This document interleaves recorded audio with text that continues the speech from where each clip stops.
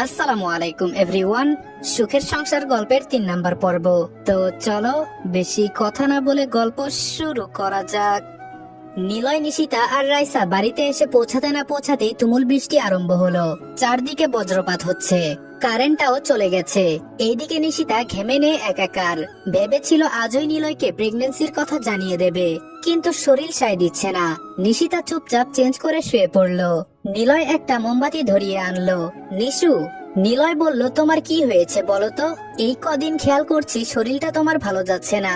নিশিতা উঠে বসলো। না, আজকেও নিলয়কে বলেই দেবে প্রেগন্যান্সির কথা। নিশিতা বলল, নিলয় তোমাকে একটা কথা বলবো। নিলয় বলল, বলো। নিশিতা বলল, তুমি বাবা হওয়ার জন্য কতটা প্রস্তুত? নিলয় বলল, মানে তুমি হঠাৎ এসব কথা বলছো কেন? নিশিতা বলল, বলো না। নীল বলল, তোমাকে তো বলেছি আমি, আমার একটা বাবু লাগবে।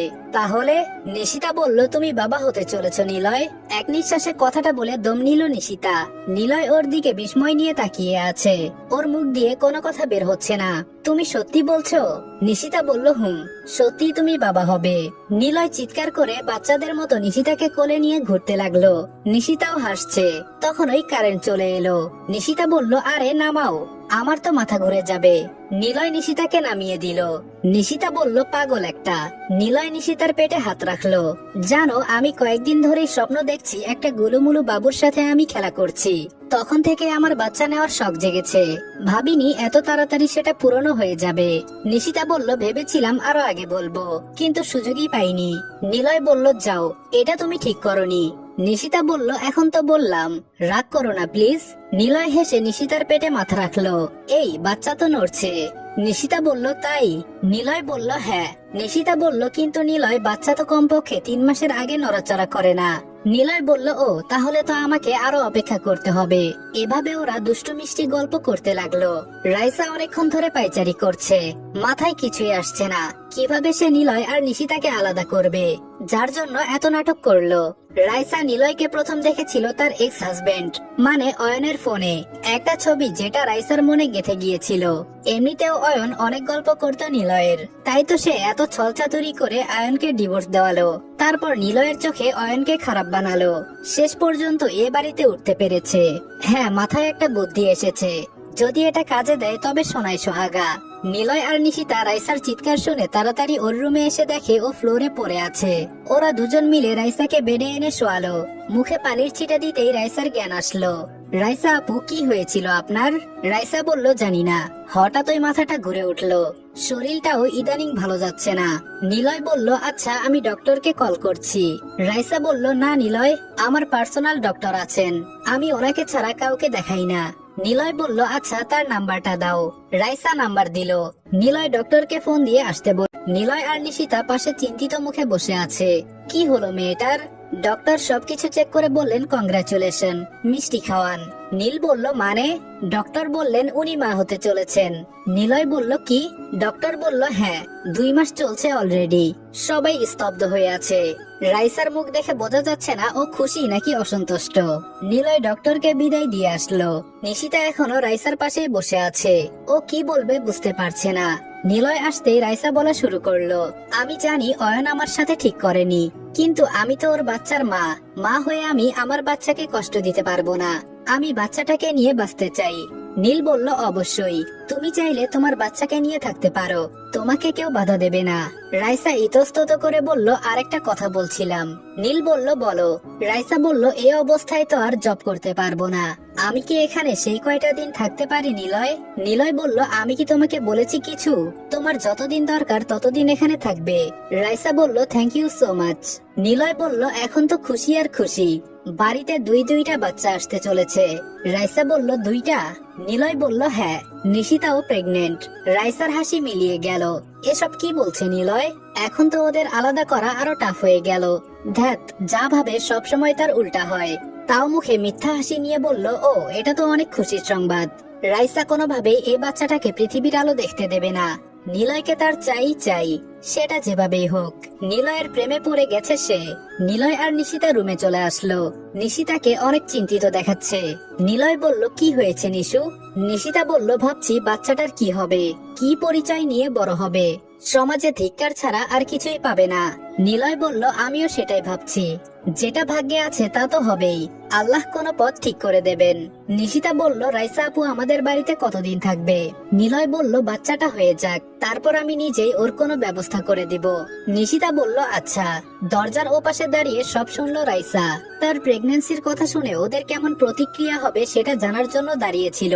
না নিলয়, একবার যখন উঠতে পেরেছি আর তোমার ঘাট থেকে নামছি না আমি। এমনিতে কি ডাক্তারকে টাকা খাইয়ে মিথ্যা কথা বলিয়েছি? শুধু এটা প্রমাণ করার জন্য যে বাচ্চাটা নিলয়ের। এতেই কাজ হয়ে যাবে আশা করছে সে। সকাল থেকে নিলয় নিশিতাকে কোনো কাজ করতে দিচ্ছে না, সারাক্ষণ রেস্টে রাখছে। নিশিতা অতিষ্ঠ হয়ে যাচ্ছে এসবে। ওর এভাবে বসে থাকতে একদম ভালো লাগে না, কিন্তু নিলয় ওর কোনো কথাই শুনছে না। নিশিতা বলল, প্লিজ নিলয়, একটা মানুষ কতক্ষণ বসে থাকতে পারে? নিলয় বলল, আমি কোনো কথা শুনতে চাই না। আমি চাই না আমার বেবির কোনোভাবে কোনো কষ্ট হোক। নিশিতা বলল, বাচ্চা মনে হচ্ছে ওনার একার। নিলয় বলল, সে তুমি যাই বলো, তুমি আর কাজ করবে না। বোর লাগলে টিভি দেখো, মোবাইল চালাও, বাট কোনো কাজ করা চলবে না, ওকে? নিশিতা বলল, আর রান্না তো তোমার দাদি করে দিয়ে যাবে। নিলয় বলল, এই এখানে আমার দাদি আসলো কোথা থেকে? আজকে আসার সময় কোনো ভালো কাজের লোক নিয়ে আসবো, সে যাবতীয় কাজ করবে। আর ফুলি তো আছেই, সো তোমার কোনো কাজ করা লাগবে না। নিশিতা বলল, কিন্তু নিলয় বলল, আর কোনো কিন্তু না, আমি অফিসে যাচ্ছি, তাড়াতাড়ি চলে আসার চেষ্টা করব, ততক্ষণ রেস্ট নেবে। আমি কিন্তু ফুলির কাছ থেকে জিজ্ঞাসা করব। নিশিতা বলল, আচ্ছা। নিশিতা মুখ ভেঙচিয়ে বসে থাকলো। নিলয় মুচকি হেসে ওর কপালে একটা চুমু দিয়ে অফিসে চলে গেল। নিশিতা মনে মনে অনেক খুশি। আসলেই বাচ্চা বাবা মার সম্পর্ক জোড়া লাগাতে পারে। একদিনে নিলয় আবার আগের মতো হয়ে গেছে। নিশিতার এত সুখ ধরবে তো? দরজার আড়াল থেকে সব দেখলো রাইসা। গা জ্বলে যাচ্ছে তার। এত আদিক্ষেতা কেন নিলয়ের? মনে হচ্ছে পৃথিবীতে আর কারোর কখনো বাচ্চা হয়নি, নিশিতাই প্রথম। যত সব ঢং। রাইসা সেজে গুজে কোথায় যেন বের হচ্ছিল, তখন ওই নিশিতা দেখে ফেললো। মেয়েটার কি কমন সেন্স বলতে কিছু নেই? নিশিতাকে না বলেই চলে যাচ্ছে। নিশিতা বলল, কোথায় যাচ্ছেন আপু? রাইসা মনে হলো একটু অপ্রস্তুত বোধ করলো। রাইসা বলল, ডক্টরের কাছে যাব। নিশিতা বলল, ও তো এই অবস্থায় একা যাচ্ছেন কেন? নিলয় আসুক, ও আমাকে আজকে নিয়ে যাবে চেকআপের জন্য, সাথে আপনিও যেন। রাইসা বলল, না থাক, আমি যেতে পারবো, ইটস আর্জেন্ট, আমার অ্যাপয়েন্টমেন্ট আছে। নিশিতা আর কিছু বলল না, জোরাজোরি তো আর করতে পারবে না, কিন্তু প্রেগনেন্ট অবস্থায় একটা মেয়ে কিভাবে এত হেভি ড্রেস আপ পরতে পারে সেটা বুঝে উঠতে পারছে না নিশিতা। ওর তো শাড়ি পরলেই দম বন্ধ হয়ে আসে এখন। রাইসা বাড়ি থেকে বের হয়ে একটা সিএনজি নিল, একটা রেস্টুরেন্টের সামনে এসে থামলো। ভাড়া দিয়ে ভেতরে ঢুকতেই একটা ইয়াং ছেলে এসে তার হাত ধরে নিয়ে গিয়ে একটা টেবিলে বসালো। High sweetheart. রাইসা বলল, হাই বেবি। ছেলেটা বলল, আমি তোমার উপর রাগ করে আছি। রাইসা বলল, আমার বাবুটা রাগ করেছে? কিন্তু কেন? ছেলেটা বলল, তুমি এই কয়দিন আমার সাথে দেখা করনি কেন? রাইসা কি বলবে ভেবে পাচ্ছে না।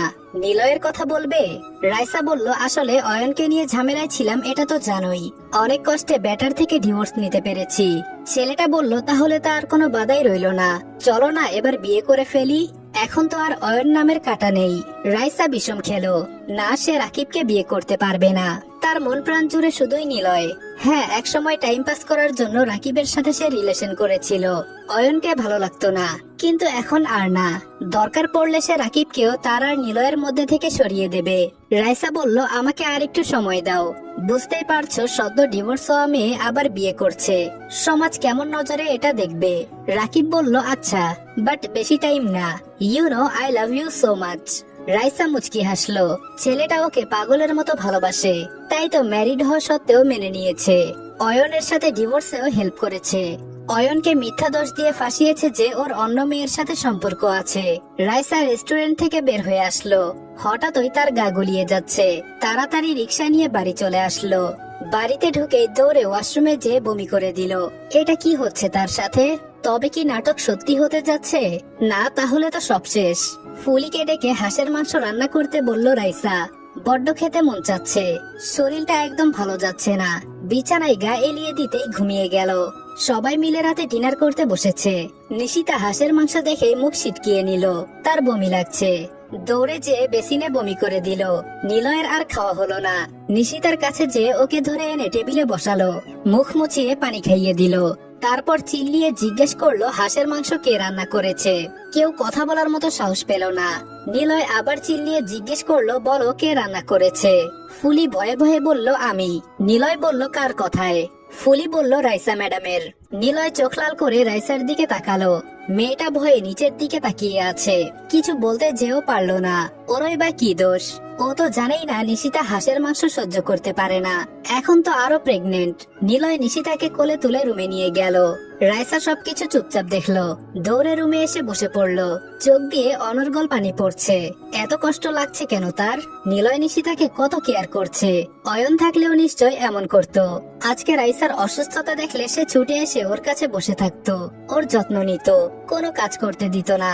আচ্ছা, সে কোনো ভুল করেনি তো অয়নকে ছেড়ে এসে? ছেলেটা যে তার জন্য পাগল ছিল, যেমনটা নিলয় নিশিতার জন্য। নিলয় আজকে অফিসে যায়নি, ওর বড় বোন নীলাশা আসবে আজকে, ওকে আনতে এয়ারপোর্টে গেছে। সে কানাডা থাকে ফ্যামিলি নিয়ে। নিশিতাকে সে দেখেনি, তাই একবারে এয়ারপোর্ট থেকে এখানে আসবে, কদিন এখানে থেকে বাড়িতে যাবে। নিশিতা গোসল করে একটা সালোয়ার কামিজ পরলো। এই প্রথম ওর একমাত্র ননদকে দেখবে, ভাবতে একটা ভয় আর দ্বিধা কাজ করছে ওর মধ্যে। তাই আজকে আর ঢিলেঢালা জামা পরলো না, ননদ আসবে বলে কথা। কলিং বেল বেজে উঠতে তাড়াতাড়ি মাথায় ওড়না দিয়ে নিশিতা দরজা খুলতে গেল। তার আগেই রাইসা যেয়ে দরজা খুলে দিল। নিলয় আর নীলাশা দাঁড়িয়ে আছে। নীলাশা দেখতে অনেক সুন্দর, একেবারে নিলয়ের মতো। দুই ভাই বোন এক। নীলাশার কোলে আবার একটা গোলুমুলু বাচ্চা। কি হলো, ভেতরে ঢুকতে দেবে না? হাসি মুখে জিজ্ঞেস করলো নীলাশা। রাইসা একটু আনইজি ফিল করলো। কে এই মেয়ে? রাইসা বলল, আসুন। রাইসা দরজা থেকে সরে দাঁড়ালো। নীলাশা এসে ধপ করে সোফায় বসে পড়লো।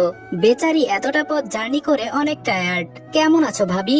রাইসাকে উদ্দেশ্য করে হেসে বলল নীলাশা। রাইসা তো থতমত খেয়ে গেছে। ভাবি? তাহলে এটা নিলয়ের বোন, আর তাকে নিলয়ের বউ মনে করছে। মনে মনে খুশি হলো রাইসা। নিশিতা তো কখন থেকে চুপচাপ দাঁড়িয়ে আছে। নীলাশার কথা শুনে নিলয়ের দিকে তাকায়। নিলয় পরিস্থিতি সামলানোর চেষ্টা করছে, তার বোন ভুল করে ফেলেছে। নিলয় বলল, না আপু, তুমি ভুল করছো, ও নিশিতা নয়, নিশিতা ওইটা। নিশিতার দিকে আঙ্গুল তুলে বলল নিলয়। নীলাশা নিশিতার দিকে তাকালো। ইস, সে কত বড় ভুল করলো। সবটা আগে জানার দরকার ছিল। কে জানে নিশিতা কি ভাবলো। কিন্তু নীলাশাকে অবাক করে দিয়ে নিশিতা তাকে স্বাভাবিকভাবে সালাম দিল। আসসালামু আলাইকুম আপু। নীলাশা বলল, ওয়ালাইকুম আসসালাম। সরি বোন, আমার ভুল হয়ে গেছে, আমি আসলে বুঝতে পারিনি। নিশিতা বলল, না আপু ঠিক আছে, আপনি তো নতুন তাই চিনতে পারেননি। রাইসা ঠায় দাঁড়িয়ে আছে, কি বলবে বুঝতে পারছে না। তবে এখন কথা না বলাই ভালো, এটা তাদের ফ্যামিলি ম্যাটার। তাই সে রুমে চলে গেল। নিলয় বলল, নিশু আপুকে ঘরে নিয়ে যাও। নিশিতা বলল, হুম যাচ্ছি। নিশিতা নীলাশাকে রুমে নিয়ে আসলো, আর ফুলি তাদের লাগেজ। নিশিতা বলল, মাশাল্লাহ আপু, আপনার বাবুটা অনেক সুন্দর। নীলাশা বলল, তাই? কিন্তু আমাকে ফুফি ডাক কবে শোনাবে? নিশিতা একটু লজ্জা পেল, তারপর তার প্রেগন্যান্সির কথা বলে দিল। নীলাশা বলল, ও মা তাই? কই, নিলয় তো আমাকে কিছু বলেনি। ও আগে আসুক, আজকে ওর খবর আছে। আচ্ছা, কয় মাস চলছে? নিশিতা বলল, 2.5 মাস। নীলাশা বলল, ও এখন সাবধানে থাকতে হবে। কিন্তু ওই মেয়েটাকে? নিশিতা বলল, রাইসা আপু, আমাদের গেস্ট। নিশিতা নীলাশাকে সব খুলে বলল। নীলাশার মুখে স্পষ্ট রাগ ফুটে উঠল। নীলাশা বলল, তাই বলে এভাবে একটা মেয়েকে রেখে দিতে হবে? নিলয়ের কি কমন সেন্স সব নষ্ট হয়ে গেছে নাকি? নিশিতা চুপ করে থাকলো। কি বা বলবে সে? ও যে অনেক কষ্টে আছে এটা নিয়ে। পারছে না মেনে নিতে রাইসার এমন ব্যবহার। ও জানে রাইসা নিলয়কে একটু হলেও পছন্দ করে, না হলে নিলয়ের শার্ট নিয়ে এভাবে দেখতো না। কিন্তু কি আর করার, মানবিকতার খাতিরে এইটুকু সহ্য করাই লাগবে। নীলাশা বলল, আমি আজকে নিলয়ের সাথে এই বিষয় নিয়ে কথা বলবো। তাছাড়া মেয়েটার কি ফ্যামিলি নেই? নিশিতা বলল, না আপু, আপনি আজই আসলেন, এখন এইসব নিয়ে ঝামেলা করার দরকার নেই। ভাইয়া আসেনি? নীলাশা বলল, আর বলো না বোন, সে আছে তার কাজ নিয়ে, আমি ঈশাকে নিয়ে চলে এসেছি। নিশিতা হাসলো, সব ঠিকঠাক করে দিয়ে নিজের রুমে চলে গেল। কেউ রাইসার এই বাড়িতে থাকাটা পছন্দ করছে না, কিন্তু নিলয় কেন এটা বুঝতে পারছে না। কি জাদু করেছে রাইসা নিলয়ের উপর? এর শেষ পরিণতি কি হতে পারে? এসব ভাবতে ভাবতেই নিশিতা ঘুমিয়ে গেল। নিলয় রুমে এসে দেখে তার পাগলি ঘুমিয়ে গেছে। মুচকি হেসে নিশিতার গায়ে চাদর টেনে দিল। এসির ঠান্ডায় উসখুস করছে। তার মায়াবতীও নাকি মা হবে। ভাবা যায়, নিলয়ের এতদিনের শখ পূরণ হতে চলেছে। তার ছোট্ট একটা বাচ্চা আসছে। রকিং চেয়ারে গা এলিয়ে বসে আছে রাইসা। অয়নের কথা মাথায় থেকে ঝেড়ে ফেলতে চাচ্ছে।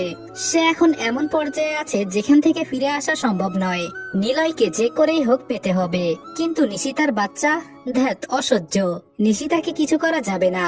নিলয়ের জান আছে মেয়েটার মধ্যে, এতে বরং নিলয় আরো ভেঙে যাবে। তাহলে আচ্ছা, নিশিতাকে খারাপ বানিয়ে দিলে কেমন হয়, যাতে করে নিলয় নিশিতাকে ঘৃণা করা শুরু করে আর নিজে নিজেই ছেড়ে দেয়। হ্যাঁ, আইডিয়াটা খারাপ না। ঠোঁটের কোণে হাসি ফুটে উঠলো রাইসার। নিলয় কান্নার শব্দ পেল। আগাতে আগাতে রাইসার রুমের সামনে যেয়ে থামলো। হ্যাঁ, আওয়াজটা এখান থেকে আসছে। ভেতরে ঢোকা কি ঠিক হবে? 7-5 ভেবে নিলয় রুমে ঢুকে দেখে রাইসা অয়নের ছবি হাতে নিয়ে কান্না করছে। রাগ উঠে গেল নিলয়ের। ওই চিটারটার জন্য রাইসা কাঁদছে কেন? সব তো শেষ করে দিয়েই এসেছে, তাহলে এখন কেন? নিলয় রাইসার পাশে গিয়ে বসলো। রাইসা চোখ তুলে তাকালো। হঠাৎ ওই নিলয়কে জড়িয়ে ধরে আরো ডুকরে কেঁদে উঠলো। নিলয় কি করবে বুঝতে পারছে না। এই মুহূর্তে রাইসা নিজের ভেতরে জমে থাকা কষ্ট প্রকাশ করছে, তাই সে আস্তে আস্তে রাইসার মাথায় হাত বুলিয়ে দিতে লাগলো। রায়, কুল ডাউন। কি হয়েছে? তুমি এভাবে কান্না করছো কেন? রাইসা বলল, নিলয়, আজকে অয়নের কথা বড্ড মনে পড়ছে। ও কেন এমন করলো? আমি তো ওকে সত্যি ভালোবেসেছিলাম। আজকে যদি ও ভালো হতো তাহলে আমাদের সন্তানকে নিয়ে আমরা কত সুখী হতাম। রাইসা ফুপিয়ে ফুপিয়ে কান্না করছে। তার চোখের পানিতে নিলয়ের শার্ট ভিজে গেছে। নিলয় বলল, অয়ন নেই তো কি হয়েছে? আমরা তো আছি, তাই না? ওই বিশ্বাসঘাতকের জন্য তুমি কেঁদো না প্লিজ। রাইসা এবার সত্যি সত্যি বুঝতে পারছে না যে সে সত্যি সত্যি অয়নের জন্য কান্না করছে নাকি নিলয়ের মনে জায়গা নেওয়ার জন্য। নিলয়ের অনেক মায়া হচ্ছে রাইসার জন্য। এটা কেমন ধরনের টান? রাইসা নিলয়ের বুকে মাথা রেখে কেঁদে চলেছে তো কেঁদেই চলেছে। কেন জানি না কান্না ওর আপনা আপনি চলে আসছে। এতদিনের সব গ্লানি আজকে বের হয়ে আসছে। সে কি কোনো ভুল করেছে? লোভের বসে কোনো পাপ করছে না তো? নিলয়ের পরক্ষণে মনে হলো ও কি করছে এটা। কোন পরনারীকে ওর বুকে আশ্রয় দেওয়া কি ঠিক? না, এই বুকে শুধু নিশিতার স্থান। ক্ষণিকের মোহে পড়ে হয়তো ও ভুল করেছে, কিন্তু ভুলটাকে প্রশ্রয় দেওয়া পাপ। নিলয় সাথে সাথে রাইসাকে নিজের থেকে ছাড়িয়ে নিল। নিলয় বলল, আর কান্না করো না প্লিজ। চোখ মুখ তো একেবারে ফুলিয়ে ফেলেছো। নিজের বাচ্চাটার কথা ভাবো। এখন উঠে ফ্রেশ হয়ে আসো, সবাই একসাথে ডিনার করব। রাইসা হিচকি তুলে কাঁদছিল। নিলয়ের কথা শুনে কান্না থামিয়ে উঠে দাঁড়ালো। সে এখন কিচ্ছু ভাবতে পারছে না। সে এখন মাঝ সমুদ্রে ভাসছে, যেখান থেকে ফিরে আসা সম্ভব নয়। আবার সামনে আগাতে গেলেও ডুবে যাওয়ার সম্ভাবনা আছে। তার উপরেই বাচ্চার নাটক। সব মিলিয়ে এখন কি করবে এটা রাইসার মাথায় ঢুকছে না।